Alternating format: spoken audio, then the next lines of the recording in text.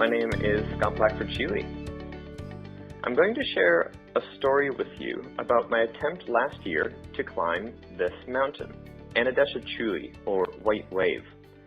In 2012, my good friend and climbing partner Rob Frost was reading a book when he saw a photo of a mountain which read with a caption, "The Unclimbed Anidesha Chuli."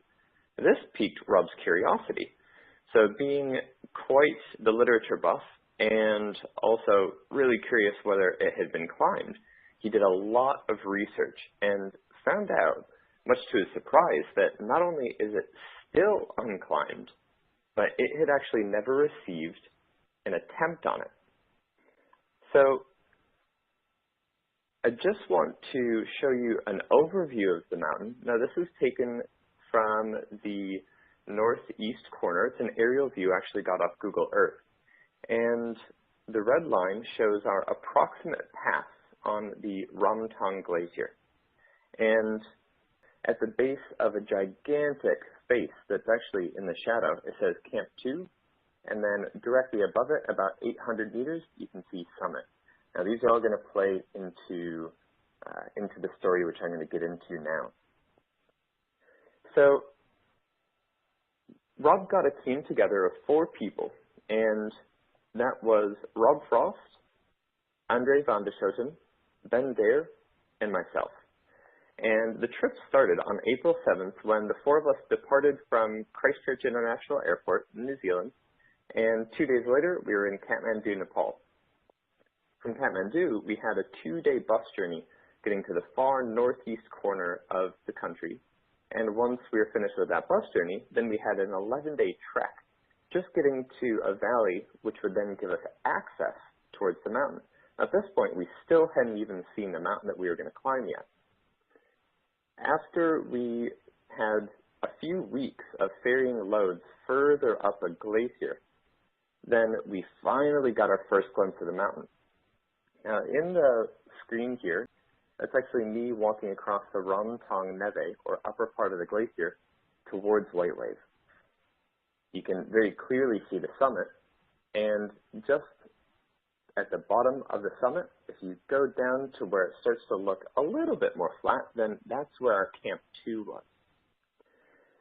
So the plan was for all of us to camp out at our Camp 2, and on the 2nd and 3rd of May, we were resting up and preparing for the first attempt.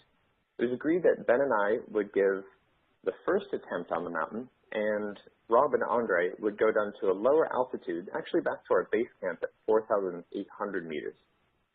So the morning of May the 4th rolled around, and Ben and I got up really early, still in the dark, and we began to climb up a face.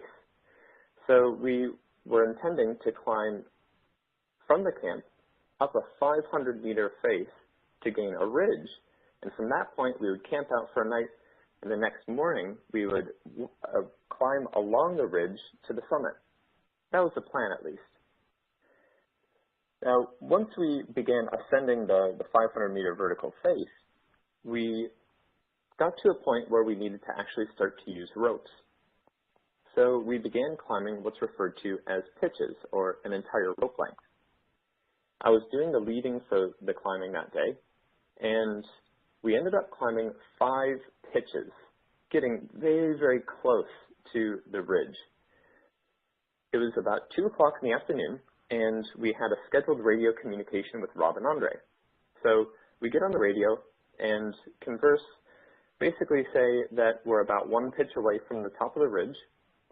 It had started to snow in the afternoon, and that Ben wasn't feeling very good. So we put down the radios, and then I begin to climb. So I'm looking upwards, and I'm thinking, right, 1 more pitch, and then we can put up our tent, and we can camp out and rest for the rest of the day. The lower right-hand photo is me climbing upwards from that final belay. It's actually the final photo taken on our ascent during the trip. And this was the steepness of the climbing for about the first 15 meters.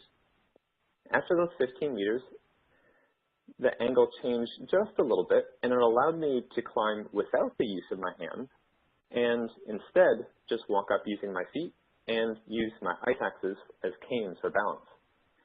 Now, I continued like this for about 15 meters, and then I reached a point as the snow started to go from about ankle deep up to about knee deep. I thought this slope could go, or it could release an avalanche. I wanted to make sure that Ben would be in an objectively safer location where he was at his belay. So I look back over my right-hand shoulder, and I see that, indeed, Ben would be in a safe spot in the worst-case scenario that an avalanche would occur. So I put this out of my mind. I look up, and I see the ridge is very close. And anything at this altitude took a lot of energy. So I found that I could continue for quite a long time, actually, if I took 3 deep breaths and then 1 more step and repeated the process all the way up. I continued like this for a few more meters, and then my next memories are lying on my back, looking upwards to a ceiling with lights on it, and I'm dressed in robes. So I didn't know where I was, I don't know how I got there, and I didn't know why I was there either.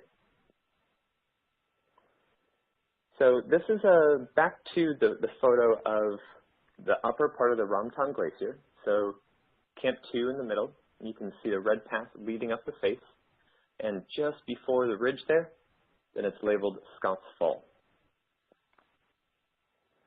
Now, going back to the actual incident, Ben was belaying me, and he noticed that some snow started to release and cascade above him. So he hunched over, held the rope tighter, and when he looked around after the snow had settled, he noticed that I wasn't actually above him anymore. In fact, I was below him, about 50 meters below him, hanging upside down and completely non-responsive. So at this point, Ben went into rescue mode. He lowered himself down to me. He double-checked me, did a survey of whether I had any serious bodily injury. And then, as it was approaching the end of the day, he proceeded to lower me 2 pitches, or those rope lengths, down to a spot that was suitable to set up a tent. That's what the upper photo is in this slide. So I was unable to do anything. I could barely stay awake. I couldn't stand very well, and then set up a tent, got my sleeping bag ready, and completely took care of me. Now, the next morning when we woke up, he still had a big day ahead of him, and the rescue beacon still hadn't been activated at this point.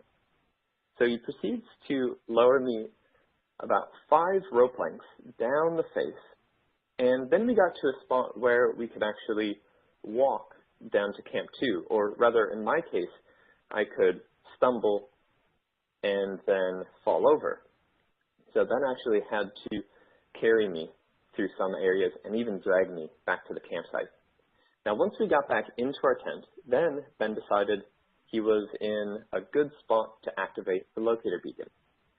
So he thought that this would be more appropriate because not only was it in a location that was already established, it was one that our other team members knew about, and it was also one where the rescue services could easily find us, and it's also a place where the helicopter could land nearby.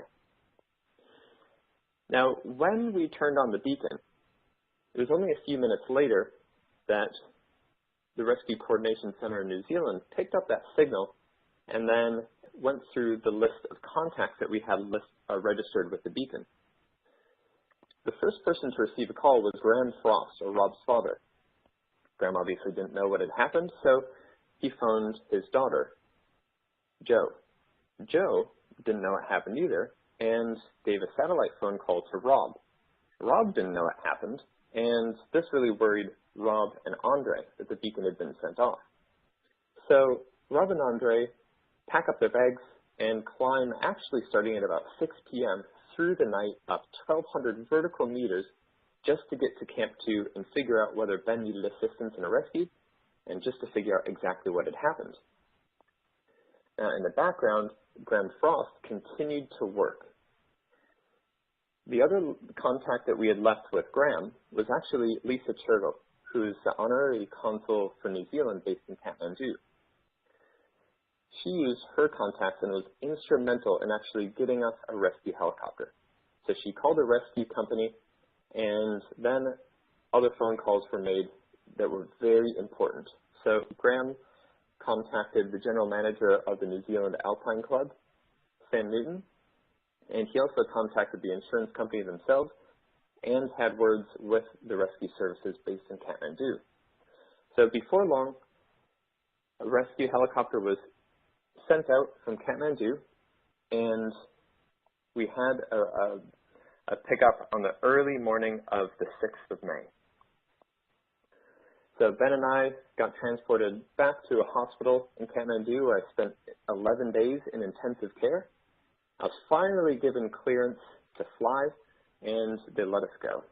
So we traveled back home to New Zealand, where Ben returned to his job as a structural engineer, and to this day actually puts up daring new first ascents of mountains and routes in New Zealand, and where I returned as a guide and an ice climbing instructor, and I'm now currently living in Melbourne, Australia. Well, thank you for listening to my story. I hope you enjoyed the content and found some useful information. And just want to make sure as well, if you guys head off on your own adventures, to make sure that you not only carry some way to contact the outside world, especially a locator beacon, but also that you have a clear plan of what you're doing. And you talk about that plan with someone who knows where you're going. So let them know where you're going, how long you plan to be out, and what to do in case something happens. That way, if you're overdue, then they can start that chain in effect to make sure that you can get some help that you need. I'll pass it back to you, Sherry. Thank you so much, Scott, for sharing your incredible story. Your accident and the subsequent rescue effort is a great example of so many best practices in search and rescue. As you said, things like having a 406 megahertz emergency beacon as well as other communications, having an emergency plan in place with good information on your beacon registration so that the RCC New Zealand guys could contact the right people immediately. And, of course, the many people who acted quickly and selflessly to get you off the mountain and to medical treatment. There are a lot of heroes in Scott's stories, especially Ben. And we're just glad you're okay and that you were able to speak with us today, so thanks again.